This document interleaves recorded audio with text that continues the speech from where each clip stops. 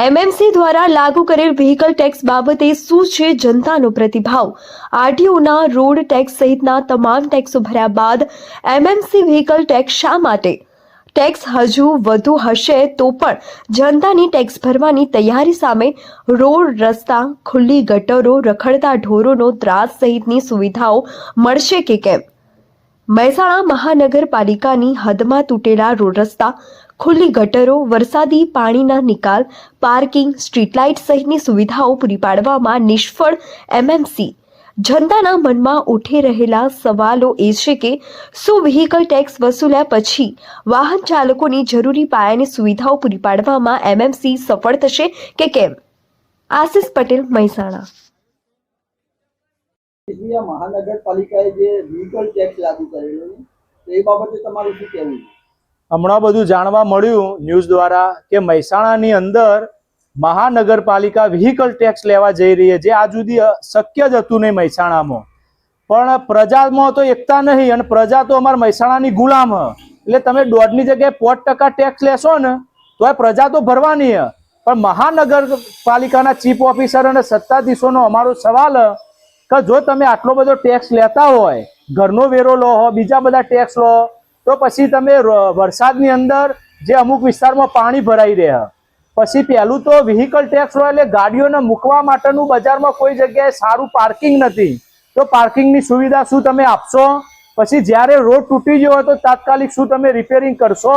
અને પ્રજાને આવવા જવા માટે જે રોડ ઉપર અમને તકલીફ પડી રહી હોય તો એના વિશે તમારું શું કહેવું? બીજું કે પ્રજા જે આ ટેક્સ રૂપી તમને પૈસા આપશે તો આમાં એક પણ રૂપિયાનો ભ્રષ્ટાચાર નહીં થાય એવી ચીફ ઓફિસરથી મોડીને સત્તાધીશો શું બાંહેધરી આપશે?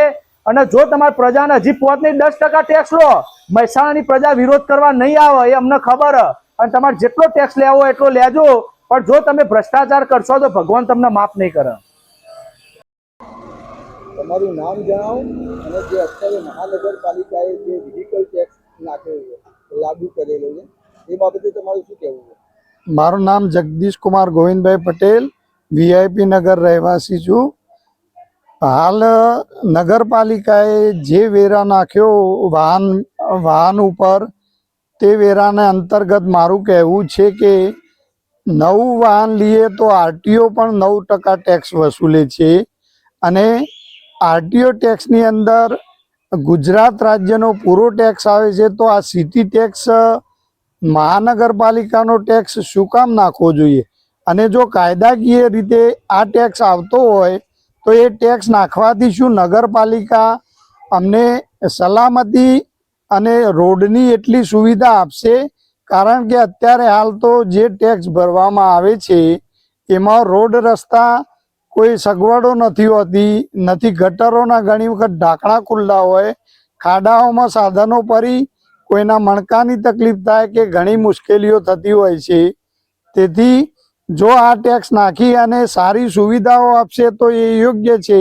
નહીતર અત્યારે હાલની સ્થિતિમાં જે રોડ રસ્તાઓ હોય તો આ ટેક્સ એ પબ્લિક ઉપર ખોટો ટેક્સ નાખવામાં આવ્યો છે એવું પુરવાર થશે. આમ તમારું અને જે મહાનગરપાલિકાએ વ્હીકલ ટેક્સ લાગુ કરે એ બાબતે તમારું શું કહેવું છે? મારું નામ દેવાંગ પરમાર છે. હું મહેસાણા પ્રોપર વિસ્તારથી છું. અને મહાનગરપાલિકાએ જે મહેસાણા મ્યુનિસિપલ કોર્પોરેશને જે પણ ટેક્સ લાગુ કર્યો છે, 1.5% થી 3.5% લેકે જે પણ એમને લાગુ કરેલો છે, અમારું કહેવાનો સંદર્ભ કમિશનર સાહેબને એવો થાય છે કે તમે ટેક્સ 3.5% નહીં પણ 5% પણ લો, અમને કંઈ વાંધો નથી. પણ એ પ્રમાણે તમારે મહેસાણાની અંદર સુવિધાઓ શહેરમાં આપવી પડશે. એનું કારણ તમને સમજાવું કે આજે એક વસ્તુ છે કે મહેસાણાના રસ્તાઓની વાત કરું તો રસ્તા કોઈ ઠેકાણા વગરના રસ્તાઓ છે. બીજા નંબરે ઢોર ઢકાર જુઓ, તમે ઢોરો જુઓ જ્યાં ત્યાં રખડતા જોવા મળતા હોય. ગટરનું જુઓ તો ગટરના ભૂંગળા જ્યાં ત્યાં ફૂટેલા તૂટેલા પડેલા હોય છે. ઘણીવાર ગાડીઓ અંદર ઉતરી જતી હોય છે. ઘણીવાર સગર્ભા બહેનો ત્યાં જતી હોય તો એમને બી તકલીફ પડતી હોય છે. ઘણીવાર કોઈ એવી ઇમરજન્સી જેવી કે અત્યારે આપણે 108 સેવાઓ ચાલુ રહી છે, તો એવી 108 સેવાઓને આવવા માટે બી તકલીફો પડતી હોય. આવા મહેસાણા શહેરમાં આવા રસ્તાઓ બી ખરાબ છે. તો મારે કમિશનર સાહેબને કહેવાનું એટલું જ થાય છે કે તમે ટેક્સ લો, વ્હીકલનો, એનો કોઈ વાંધો નથી અમને, પણ સાથે સાથે તમે એવી સુવિધાઓ બી મહેસાણામાં આપો કે જેથી કરીને મહેસાણાનો વિકાસ થાય.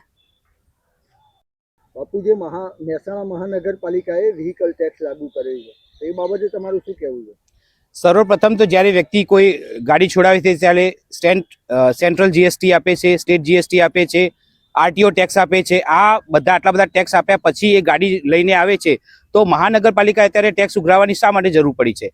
તો મહેસાણા મહાનગરપાલિકા અત્યારે ના તો રોડ રસ્તાના ઠેકાણા છે, ના સ્ટ્રીટ લાઇટો છે, ના રસ્તા ઉપર જે ઢોર રખડતા હોય છે એના ઉપર કાબુ લઈ શકે છે. એના ઉપર અત્યારે જે બમ્પ બન્યા છે એ પણ અકસ્માતો કરાવે છે, ઘણાના જીવલેણ થઈ ગયા છે. આ બધી તકલીફો હોવા છતાંય આનું કોઈ સમાધાન નથી અને મહાનગરપાલિકા ખરું એ વિવિધ લેવલે અત્યારે ટેક્સ ઉઘરાવવા માટે જ અત્યારે ફરતી હોય અને મહાનગરપાલિકા ખરી એ વસૂલી ભાઈ થઈ ગયા છે. આ વસૂલી ભાઈને અમે કહેવા માંગીએ છીએ કે તમે પાયાની સુવિધાઓ આપો, એના પછી આવા વિવિધ પ્રકારના ટેક્સ લો.